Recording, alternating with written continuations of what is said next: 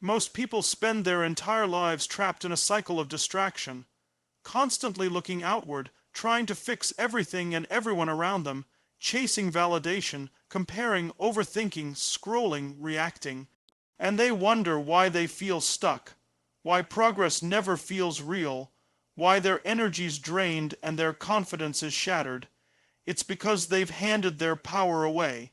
Not to one big moment, but to 1,000 tiny moments every single day where they choose others over themselves, noise over silence, comfort over truth. But there comes a point, there has to come a point, where you stop, where you wake up and say, I'm done bleeding for people who wouldn't give me a drop. Where you realize that no one's coming to rescue you, that no one else can rebuild your identity, your mindset, your life. That if you want out of this fog, this frustration, this emotional chaos, you've got to turn all that energy inward, not selfishly, not arrogantly, but intentionally, with hunger, with purpose, with clarity that says, my focus is mine, and from now on, it goes where I choose. This isn't about cutting people off or becoming cold. It's about finally getting honest. It's about seeing how much of your potential you've wasted waiting for approval, waiting for perfect timing, waiting for someone to notice your worth. That version of you, the one who's tired, reactive, stretched too thin, that version dies the moment you choose to focus fully, unapologetically on yourself, on your peace, on your power, on your path. Because you either stay stuck in the cycle, or you step into the fire and build the life you were actually meant to live. Most people are addicted to approval, and they don't even realize it. Every move they make, every decision, every word, it's all filtered through this subconscious question, will they like me for this? It's exhausting, it's invisible, but it's running their entire life. And the truth is, you cannot grow when your energy is split between trying to evolve and trying to be liked. The two don't go together. You can't stand in your truth and still beg for claps from the crowd. You can't build a powerful life while constantly checking the room to see who's nodding, because growth requires risk. It demands discomfort, and comfort is exactly what validation chases. Most people never reach their full potential because they're too busy shaping themselves into something acceptable, watered down, palatable. They don't speak up, they don't take bold action, and they don't live fully because they're waiting. Waiting to be given permission, waiting to be accepted first before they act. But greatness doesn't wait. Purpose doesn't wait. You weren't born to be liked. You were born to lead, to shift, to shake things up. But to do that, you've got to break your addiction to being understood, liked, praised.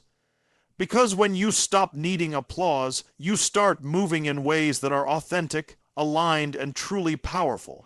We all have that voice inside, that voice that says, what if they don't get it? What if they think I'm too much? What if I lose people? But let me ask you something real. What if staying small means you lose yourself? What if playing it safe keeps you from becoming who you actually are? That's the trade-off. Every time you water yourself down, you drift further from the core of your power. And you do it for people who will never truly see you anyway.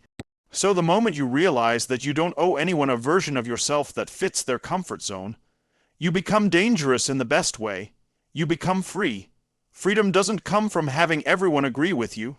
It comes from finally agreeing with yourself, trusting yourself, backing yourself, saying, this is who I am, this is what I want, and this is what I'm building, with or without their claps. The most powerful people in the world didn't get there by playing nice with public opinion. They got there by making hard choices, by trusting their gut, by leaning in when others backed off, and that's the difference. People pleasers shrink, leaders stretch, and you've got to decide which one you're here to be. When your value is tied to external validation, you'll constantly hustle for your worth, you'll overgive, you'll over-explain, you'll say yes when you mean no, and all of it comes at a cost, your peace, your clarity, your purpose. But when your worth is owned from within, you move differently. You don't explain your boundaries. You enforce them. You don't chase energy. You protect yours. You don't apologize for evolving. You demand space to grow. That's the shift, from needing applause to owning your truth, from performing to becoming, and no one can give that to you. You've got to claim it. People will project their fear onto your growth.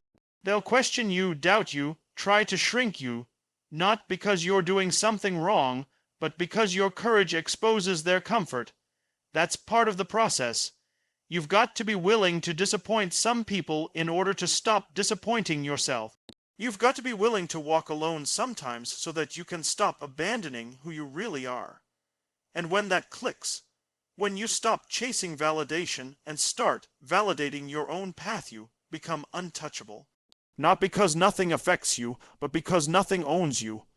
There's a point in life where you get tired of the emotional debt, tired of the pretending, tired of handing out energy like candy and getting crumbs in return.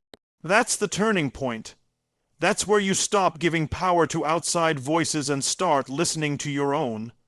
And when that voice gets louder than the doubt, louder than the critics, louder than the fear, you start to move.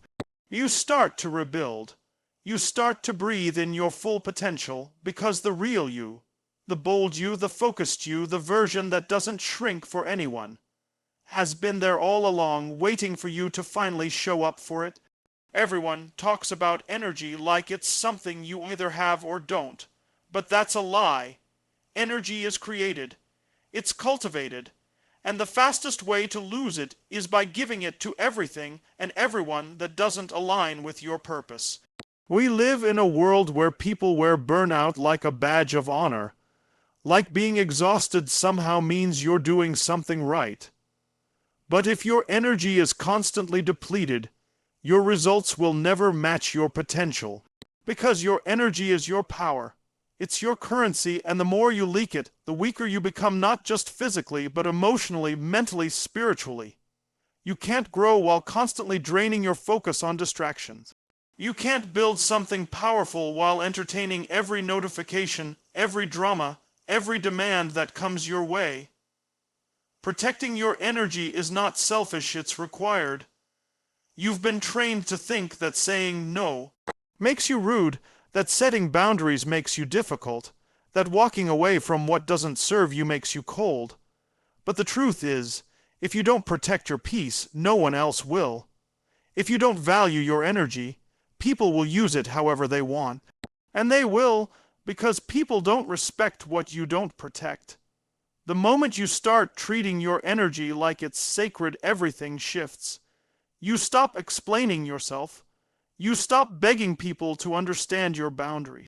You stop overcommitting to things that drain you. And most importantly, you start showing up fully in the places that actually matter. Because not everything deserves your attention. Not every invitation deserves your yes. Not every conversation deserves your reply. The power is in the discernment, the ability to pause and ask, is this fueling me or draining me? Is this aligned with who I'm becoming? Most people don't ask these questions, they just react. And that's why they stay stuck in cycles they hate. If your peace is constantly under attack, you can't hear your intuition. If your attention is scattered in 1,000 directions, you can't focus on what matters. And if your energy is stretched too thin, you'll start to resent everything, even the things you once loved. That's the cost of not protecting it. It's not just fatigue, it's a total disconnection from yourself. And no external reward can fix that. You have to reclaim your time, your space, your mental bandwidth. Not with guilt, not with apologies, but with clarity. Because clarity creates power. And the clearer you are about what drains you and what fuels you, the more unstoppable you become. Every time you choose peace over performance, alignment over approval, depth over noise, you win. You move closer to your potential. You build momentum. You reclaim pieces of yourself that you gave away to people who didn't value them. And that's where the magic happens, when you stop giving your energy to chaos and start investing it in your purpose, when you stop letting guilt run your calendar, when you realize that the people who get upset when you set boundaries were the ones benefiting from you having none. That's when you start leading. That's when you start rising. We weren't designed to be available to everyone all the time. We weren't meant to be accessible to every opinion, every distraction, every demand. But we live in a world that rewards urgency and punishes silence, that praises hustle and mocks stillness. So it's no wonder most people feel like they're drowning, but you don't have to participate in that madness. You don't have to answer every message, solve every problem, show up to every battle. Sometimes your power is in the pause, in the decision to not react, in the strength to step back and realign. You were not put here to be everything for everyone. You were not born to burn yourself out just to keep others warm. You were not meant to carry the emotional weight of people who won't carry themselves. The moment you realize that protecting your energy is a form of leadership, everything changes. Because leadership starts with how you lead yourself. And if your inner world is in chaos, your outer results will reflect it. So the work is simple. Guard your peace like your future depends on it, because it does. Stand firm in your boundaries like they're not optional, because they're not. And fuel yourself first, not last. Because the world doesn't need another burned-out version of you. It needs the full, focused, fired-up version. The one who's clear, grounded, and unwilling to leak another ounce of energy on anything that doesn't build your future. We live in a world that teaches us to chase everything. Chase success, chase people, chase the next opportunity, the next big thing, the next approval. But chasing is exhausting. It puts you in a constant state of lack. It wires your brain to believe that everything you want is always out there, just a little further, just one more grind away. And that mindset keeps you locked in a loop of never enough. But transformation doesn't happen when you chase. It happens when you build, when you stop looking outward and start looking inward. When you say, what if I stopped running and started creating? That's the shift. That's when everything changes. You weren't meant to beg for the life you want. You were meant to construct it, piece by piece, decision by decision, with a level of focus and fire that refuses to settle. When you stop chasing and start building, you switch from being reactive to being intentional. You stop waiting for the perfect moment. You start using what you have where you are, and you build momentum. Momentum doesn't come from external validation. It comes from internal alignment. It comes from knowing who you are and what you're here to do. And the world bends for the person who is clear on their direction. Clarity is power, and most people are stuck not because they lack resources, but because they lack clarity. They're doing 100 things halfway instead of doing one thing with full force. That's the trap of chasing. You're pulled in 1,000 directions, trying to be everywhere, do everything, prove yourself to everyone. But builders don't chase, builders simplify, builders get quiet. They eliminate what's not essential so they can double down on what is. They're not in the crowd, they're in the zone, focused, dialed in, committed to the process more than the applause. You don't get a strong body from chasing fitness influencers. You get it by building the discipline to show up daily. You don't build a business by scrolling success stories. You build it by putting in the boring, consistent work that no one sees. You don't master your mindset by consuming endless content. You master it by choosing every day to build habits that support who you want to become. That's the difference between dreamers and doers. One keeps wishing, the other starts building. Not when it's easy, not when it's perfect, right now. You're either reinforcing old patterns or building new ones. There's no in between. Every choice you make is a brick. Every thought you entertain, every habit you allow, every environment you stay in, that's construction. So the real question is, what are you building? Are you building strength or excuses? Discipline or distraction? Courage or comfort? Because whatever you practice daily becomes your default. You don't need motivation. You need systems. You need structure. You need a commitment that doesn't waver every time it gets uncomfortable. That's how you transform. That's how you rise. The reason most people stay stuck is because they keep starting over. They get fired up, they take action for a few days, and then life hits. Distractions come, Doubt creeps in, they slow down, they fall off, and they start again, thinking maybe next time it'll stick. But transformation doesn't come from the start.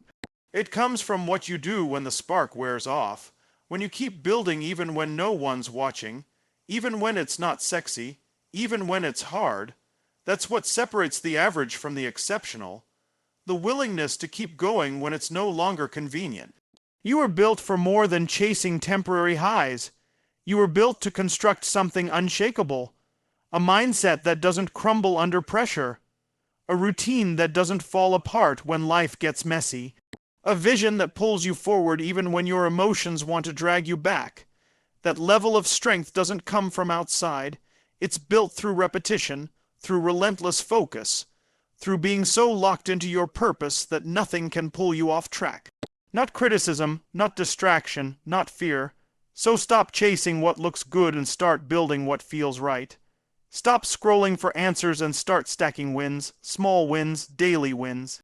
Compounded, they create the version of you that doesn't need hype to perform, that doesn't need applause to feel worthy, that doesn't need to prove anything to anyone. Because when you build from the inside out, you stop performing. You become. You embody the identity. You live the standard, and everything around you begins to shift because you shifted first. That's the power of choosing to build instead of chase. Distractions are not just petty time wasters. They're assassins of your future. Every single time you give your focus to something that doesn't move the needle, you're making a trade. You're trading clarity for noise. You're trading direction for detours. And most people don't even see it happening because distraction has become normal. It's been glamorized, constantly being busy, being plugged in, being available. It's a trap that looks like productivity but delivers nothing. Every ping, every scroll, every open tab is pulling you further from the version of yourself that's capable of extraordinary things. If you don't master your focus, the world will master it for you. We live in an attention economy, and your attention is the most valuable currency you've got. Companies, platforms, algorithms, they're not built to empower you. They're built to consume you. They reward you for being reactive, but domination requires intention. It requires deliberate thought, the kind of thought that only happens in space, in silence, in the discipline to shut out the noise and tune into the signal. And if you're not ruthless about protecting that space, distractions will own you. They'll infiltrate your time, your energy, your goals, until you're exhausted and you don't even know why. Focus is a muscle. You don't wake up with it. You build it, one decision at a time. Every moment you resist the urge to check your phone. Every time you sit in stillness and do the hard, focused work. You're training your brain. You're wiring it to go deep, and depth is where all the magic happens. Depth is where transformation takes root. But the surface is seductive. It's easy to live in the shallow end. Multitasking feels good. Scrolling gives you a hit of dopamine, but you weren't built for shallow. You were built for mastery, and mastery lives on the other side of discipline. You have to decide what matters most, because if everything matters, then nothing matters. If you're constantly reacting to what's urgent, you'll never move on what's important. And what's important is rarely urgent. Building your dream, owning your health, mastering your craft, that's not urgent. No one's going to chase you down to do it. No one's going to remind you. That's your job. And it starts with removing the excuses, the distractions, the things that are stealing your time in exchange for nothing. You've got to become so fiercely committed to your vision that anything not aligned with it feels like an insult to your purpose.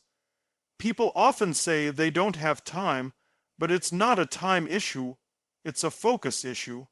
You've got the same hours as the greatest leaders, creators, visionaries on the planet. What separates them is not more hours. It's what they do with them. They eliminate distraction like their life depends on it. They design environments that support their focus, not sabotage it. They don't rely on willpower alone. They engineer their habits. They create rituals. They simplify their decisions so their energy is reserved for high-level thinking and execution. That's how you dominate your goals, not by doing more, but by doing what matters without interruption. If you're serious about your future, you have to get uncomfortable. You have to disconnect from the comfort of distraction and reconnect with the discomfort of growth. That means saying no to things that look good but lead nowhere. That means creating friction between you and the things that steal your time. That means being okay with being misunderstood, being unavailable, being out of the loop. Because while everyone else is chasing dopamine, you're chasing discipline, and that's a game changer. That's what builds legacy. The willingness to sacrifice the now for what you truly want long term. Focus doesn't mean doing everything right. It means doing the right things with intensity. It means carving out space for deep work and guarding that space like your life depends on it. Because in a world of noise, clarity is your weapon. In a world of shortcuts, depth is your edge. And when you train your mind to stay locked in, when you eliminate distractions not just once, but as a lifestyle, you begin to operate on a level most people can't even see. You create a rhythm, you get in flow, you move faster, sharper, cleaner. Because your mind is clear, your emotions are aligned, your body is engaged, you're no longer fighting the current, you become the current. You want to change your life fast, then stop outsourcing your power. Stop waiting for someone to rescue you, recognize you, validate you, fix you. The most powerful shift you will ever make is the moment you decide that it's all on you. Not in a burdensome way, but in a liberating way. Because once you take full ownership of your energy, your choices, your habits, your direction, then nothing can stop you. Not circumstance, not other people's opinions, not the past. You become the force, not the victim. You become the initiator, not the reactor. And that's when real momentum kicks in. Most people go through life like passengers, not drivers. They're waiting for clarity to show up. Waiting for motivation to strike, waiting for the perfect plan to fall into place. But waiting is a silent killer. It keeps you in preparation mode forever, and preparation without action is just procrastination in disguise. You already have what you need to begin, the tools, the experience, the intuition, the fire. What's missing is the belief that you can activate it without someone giving you permission. Because the truth is, no one's coming to hand you the life you want. You've got to go build it with what you've got, from where you are. And here's the kicker. No one can stop you once you lock in. Once you get obsessed with your own growth. Once you go all in on becoming the kind of person who follows through. Not just when it's easy, not just when the conditions are perfect, but when it's messy, when you're tired, when nothing seems to be working. That's when your identity is forged. That's when your nervous system learns this is who we are now. Not someone who dabbles. Not someone who talks about change, but someone who creates it. Daily, intentionally, relentlessly. This isn't about hustle for the sake of hustle. This is about identity. About seeing yourself as someone who finishes what they start. Someone who shows up even when no one's clapping. Someone who has trained their mind to focus on what they want, not on what they fear.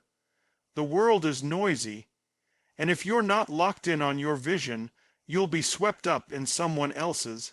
You'll be seduced by distraction, paralyzed by comparison, hijacked by doubt, and that is not the life you were built for. You were built for clarity, for mission, for impact, and impact doesn't come from waiting until you feel ready. It comes from moving while you're scared. From taking the first step even when you're unsure, from deciding that who you want to become is worth the discomfort it takes to get there.